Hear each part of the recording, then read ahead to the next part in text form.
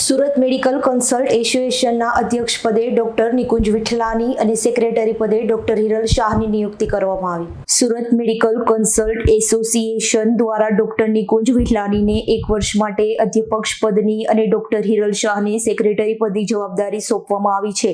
એસએમસીની નવી કમિટીનો શપથ ગ્રંથ સમારોહ રવિવાર 30મી માર્ચના રોજ સાંજે 6:30 કલાકે હરિઓમ પાર્ટી પ્લોટ ગૌરવ પથ રોડ પાલ સુરત ખાતે યોજાયો હતો. આ પ્રસંગે મુખ્ય અતિથિ તરીકે doctor Bhikhubhai Patel, doctor Rajiv Shah, doctor Mahendrasinh Chauhan, Shri Mahendrabhai Katargamwala, doctor Ashish Nayak, doctor Paresh Kothari, doctor Kartik Desai, doctor Mukul Choksi અને ડોક્ટર પ્રશાંત નાયક ઉપસ્થિત રહ્યા હતા. સુરત મેડિકલ કન્સલ્ટ એસોસિએશનના વર્ષ 2025-26 માટે અધ્યક્ષ doctor Nikunj Vithlani, secretary doctor Hiral Shah, ખજાનચી ડોક્ટર નરેન્દ્ર વાઘેલા, સહખજાનચી ડોક્ટર રૂપા પારેખ અને ડોક્ટર રેણુ ગોસાઈની નિયુક્તિ કરવામાં આવી છે. શપથ ગ્રહણ સમારોહ પ્રસંગે અધ્યક્ષ ડોક્ટર નિકુંજ વિઠલાણીએ જણાવ્યું હતું કે અમારા ડોક્ટર મિત્રો સતત તેમની પ્રેક્ટિસમાં વ્યસ્ત હોવાના લીધે પરિવારને સમય આપી શકતા નથી. તમામ સભ્ય મિત્ર માટે અમારી નવી ટીમ વર્ષ દરમિયાન એવા કાર્યક્રમો કરાશે સભ્યો પરિવારને સમય આપી શકશે, મનોરંજન માણી શકશે, નવું શીખી શકે અને પરિવારના સભ્યો માટે ફાઇનાન્શિયલ પ્લાનિંગ કરી શકે તે પ્રકારની એક્ટિવિટી અને કાર્યક્રમોનું આયોજન કરવામાં આવશે. સમાજનો મોટો વર્ગ આજે પણ ડોક્ટરને ભગવાનનો દરજ્જો આપે છે. મારું અને એસોસિએશન દ્વારા સમાજ પ્રત્યેનું એક કર્તવ્ય છે કે તેમનો વિશ્વાસ જાળવી રાખવા માટેના પ્રયત્નો વર્ષ દરમિયાન મેડિકલ કેમ્પ, મેડિકલ સંબંધિત જાગૃતિ લાવવી અને સમાજને મદદરૂપ થવાના કાર્યક્રમો કરવામાં આવશે. આ વર્ષના વિઝન અંગે ડોક્ટર વિઠલાણીએ જણાવ્યું હતું કે તમામ સભ્યો ડોક્ટર મિત્રને વધુમાં વધુ સાથે રાખી સમાજ માટે એક ઉદાહરણ પૂરું પાડીશું. આ એસોસિએશનમાં 80 વર્ષના સિનિયરથી લઈ 25 વર્ષનો નવો ફ્રેશ ડોક્ટર સુધી 1500 જેટલા સભ્યો છે. તમામ સભ્યો મિત્રોને સંદેશો છે કે આવનારા તમામ કાર્યક્રમોમાં હાજર રહો, એકબીજા સાથે હળવો મળો અને ઓળખો. તે બહાને પરિવારને સમય આપવામાં આવશે અને તમામ નોલેજમાં પણ વધારો થઈ શકશે. સેક્રેટરી પદની જવાબદારી સાંભળતા ડોક્ટર હિરલ શાહે જણાવ્યું કે પ્રમુખ ડોક્ટર નિકુંજ વિઠલાની અને એસોસિએશનના તમામ સભ્યોને એક પ્લેટફોર્મ પર આગળ વધવાનું જ મારું મુખ્ય કામ રહેશે. એસોસિએશન દ્વારા સતત એકેડેમિક અને નોન એકેડેમિક કાર્યક્રમનું આયોજન કરવામાં આવશે. સભ્યોની સમસ્યા દૂર કરવા માટે અમારી ટીમ હંમેશા તત્પર રહેશે. નવી મેમ્બરશિપ ડ્રાઈવ ચલાવીશું. શપથ ગ્રહણ કાર્યક્રમની સાથે આમંત્રિતો માટે રાજીવ વ્યાસના મ્યુઝિકલ નાઇટનું પણ આયોજન કરવામાં આવ્યું હતું. સુરતની ભરત કેન્સર હોસ્પિટલમાં નિકુંજને આમંત્રણ મળ્યું. એણે ઇન્ટરવ્યૂ આપ્યો 22 એપ્રિલ 2010 અને એને ભરત કેન્સર હોસ્પિટલમાં કેન્સર સર્જન તરીકેની નોકરી શરૂ કરી. મહેન્દ્રભાઈ કતારગામવાલા અત્યારે જે સ્ટેજ પર હાજર છે એમની જર્નીના ત્યારથીના એમના સાથી છે. કતારગામવાલા સાહેબને બહુ સારી રીતે એ બાબતે ખબર છે. નોકરીની શરૂઆતમાં નિકુંજે 2 સંકલ્પ લીધા. પહેલો સંકલ્પ કે કેન્સરના દર્દીઓની સારવાર તો કરવાની, પણ એને શાંતિથી સાંભળવાના, એમના સ્વજનો સાથે વાત કરવાની, અને બીજો પ્રિસ્ક્રિપ્શન પર દવાઓની સાથે સાથે દવાઓની કાળજીની હૂંફના શબ્દો પણ લખી આપવાના. 2010માં કરાયેલો સંકલ્પ આજે રોજની 100-125 પેશન્ટની ઓપીડી વચ્ચે પણ નિકુંજ પાળી રહ્યો છે. એના દર્દીઓ કિમોથેરાપીની સાથે સાથે શબ્દ થેરાપી પણ મેળવે છે. કેન્સર સર્જન તરીકેની પહેલી નોકરી ભરત કેન્સર હોસ્પિટલમાં કર્યા બાદ 2 જ વર્ષમાં એને યુનિક હોસ્પિટલમાં પાર્ટનરશિપ કરી પોતાની નાની ઓપીડી પણ શરૂ કરી. કેન્સર સર્જન તરીકેનો આત્મવિશ્વાસ તો 6ઠ્ઠા ધોરણથી હતો જ. કેન્સર પેશન્ટના હૂંફના પડીકામાં સારવાર આપતા 2016માં બેઝેલ નામની પોતાની હોસ્પિટલ શરૂ કરી. પણ કેન્સર સર્જન તરીકે તેણે સૌથી પહેલી આંગળી પકડી હતી એ ભરત કેન્સરની હોસ્પિટલને પણ કામ ચાલુ રાખ્યું. એના મિત્રોએ કહેલું કે ભરત કેન્સર શું કામ જાય છે, છોડી દે, આર્થિક ફાયદો પણ થશે અને સમય પણ બચશે એ નફામાં. ત્યારે નિકુંજ એટલું જ બોલેલો, વાત સાચી, પૈસાનો ફાયદો પણ થાય, સમય પણ બચે, પણ આ સોસાયટીએ મને જે કંઈ પણ આપ્યું છે એને રિટર્ન કરવાનો સમય આ જ છે. આવા સમયે હું મારા ફાયદાને જોઈને પીછેહટ કરી શકું નહીં. આજે પણ નિકુંજ ભારત હોસ્પિટલ સાથે જોડાયેલો છે. મહેન્દ્રભાઈ સાહેબ, તમે કંઈક કહેશો આ વિશે? તો તમે પછી બોલશો. Okay, thank you. બેઝલ ઓન્કોકેર મજુરા ગેટ ખાતે ચાલી રહ્યું હતું. મેટ્રોની કામગીરી ચાલુ રહી હતી. એક દિવસ નિકુંજ કંઈક સામાન ભૂલી ગયો અને એ લેવા ગયો. એ સમયે એને ટ્રાફિક જોઈ અને એને એમ થયું કે મને જો એટલી તકલીફ પડી તો મારા પેશન્ટોને કેટલી તકલીફ પડતી હશે. બીજે જ દિવસે નિકુંજે બેઝલ ઓન્કોકેરના લાલ દરવાજા શિફ્ટ કરવાનું નક્કી કર્યું. એમના કન્સલ્ટન્ટે એમને કહ્યું, ખરું સાહેબ, જોજો 20%નો ફટકો પડી જશે. પણ નિકુંજ માટે 20% કરતાં એના દર્દીઓની કમ્ફર્ટ વધારે મહત્ત્વની હતી.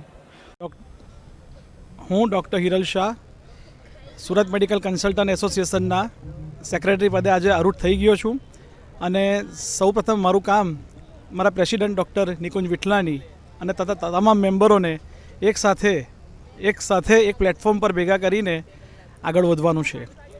અમે નિરંતર એકેડેમિક તથા નોન એકેડેમિક જેવી કે કલ્ચરલ એક્ટિવિટીઝ અથવા મેમ્બર્સના કોઈ પણ પ્રોબ્લેમ હોય એના સમાધાન માટેનું કોઈ પણ કાર્ય કરવા અમે તત્પર છીએ અને કન્ટિન્યુઅસ અમારો પ્રયત્ન રહેશે કે બધા મેમ્બરો સાથે જોડાઈને આગળ વધે, નવી મેમ્બરશીપ ડ્રાઈવ થાય અને બધા આખા સુરતમાં એની નોંધ લેવાય એવા પ્રયત્નો અમારા રહેશે. આજના કાર્યક્રમ ઇન્સ્ટોલેશનની સાથે આપણે બીજા શું કાર્યક્રમ આજે રાખેલો હતો?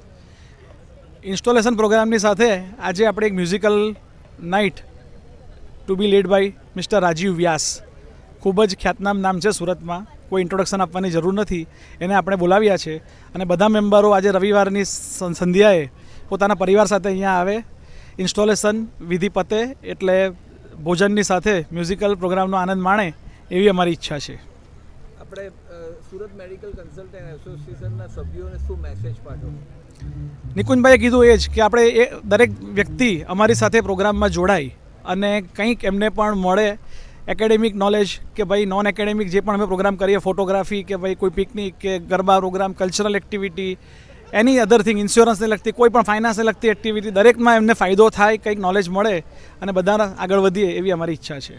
આજે સુરત મેડિકલ કન્સલ્ટન્ટ એસોસિએશન દ્વારા મને સુકાની પદની જવાબદારી 1 વર્ષ માટે સોંપવામાં આવી છે. મારી સાથે હિરલ શાહ અને સેક્રેટરીની પણ જવાબદારી સોંપવામાં આવી છે.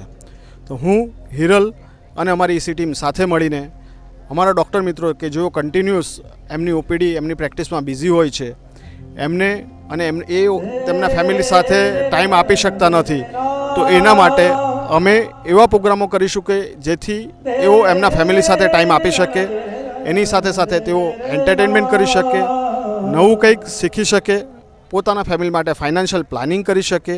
તો એ ટાઈપની બધી જ એક્ટિવિટી અમે કરીશું. આ સાથે સાથે સમાજનો એક મોટો વર્ગ આજે પણ ડૉક્ટરને ભગવાનનો દરજ્જો આપે છે.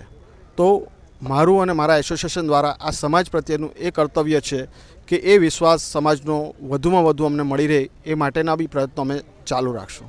Thank you. Sir, Surat medical consultant association કયા પ્રકારના કાર્યક્રમો આખા વર્ષ દરમિયાન આપતી હોય છે? મેં હમણાં જ જણાવ્યું તેમ કે અમે અમારા ડૉક્ટર મિત્રો એમના ફેમિલી સાથે વધારે ટાઈમ મળી શકે, એમને થોડું ઘણું એન્ટરટેનમેન્ટ મળી શકે એ ખાસ ધ્યાન રાખતા હોય છે. એની સાથે સાથે તેઓ તેમના ફેમિલી માટે ફાઇનાન્શિયલ પ્લાનિંગ કરી શકે અને એ ઉપરાંત કન્ટિન્યુઅસ મેડિકલ એજ્યુકેશન એટલે કે બધા જ સબ્જેક્ટમાં જે પણ નવા રિસર્ચ થયા હોય એ અમારા ડૉક્ટર મિત્રો સુધી માહિતી પહોંચે એનો અમે પ્રયત્નો કરતા હોય છે. આ સાથે સાથે સમાજમાં મેડિકલ કેમ્પ, સમાજમાં મેડિકલ રિલેટેડ અવેરનેસ લાવી અને લોકોને કોવિડ જેવી બીમારી આવે તો ત્યારે મેક્સિમમ મદદ થઈ શકે એના માટેના પ્રયત્નો પણ અમે લોકો કરતા હોઈએ છીએ. તમે શું વિઝન લઈને આવ્યા છો? મારું આ વર્ષનું વિઝન રહેશે કે મારા ડૉક્ટર મિત્રોને વધુમાં વધુ અમે સાથે રાખીએ, યુનાઇટ કરીએ અને સમાજમાં એક એવું એક્ઝામ્પલ પૂરું કરીએ કે જે સમાજ માટે એક અનોખું આગવું બની જાય કે ભાઈ ડૉક્ટરો એટલે આજે પણ ભગવાનનું સ્વરૂપ છે અને ડૉક્ટરો સમાજ માટે જરૂરી અંગ છે. ડૉક્ટરો ખોટું કરતા નથી. જે સમાજમાં એક આજે મીડિયા દ્વારા માહિતી ગઈ છે એ ખોટી છે, એનું પ્રૂવ કરવાનો પણ અમે પ્રયત્ન કરશું. કેટલા સભ્યો સાથેનું આપણે આ ગ્રુપ અત્યારે હાલમાં કાર્યરત છે?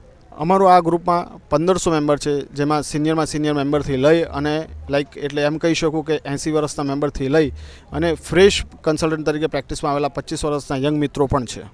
આજે જે અહીંયા તમારા કાર્યક્રમમાં હાજર નહીં રહી શક્યા એવા લોકોને શું મેસેજ પાઠવો? અમારા એ મિત્રોને હું મેસેજ પાઠવીશ કે તમે અમારા બધા નેક્સ્ટ પ્રોગ્રામમાં મેક્સિમમ આવવાનો પ્રયત્ન કરો, જેથી તમે એકબીજા સાથે આપણે હળી મળી શકીએ, એકબીજાને ઇન્ટ્રો કરી શકીએ અને સાથે સાથે એની સાથે તમે એન્ટરટેનમેન્ટ પણ કરી શકો અને તમારા ફેમિલીને પણ ટાઈમ આપી શકો. આ ઉપરાંત તમારા નોલેજમાં પણ વધારો થશે. અમારી તમામ માહિતીથી અપડેટ રહેવા માટે જોડાયેલા રહો S9 ન્યૂઝ સાથે.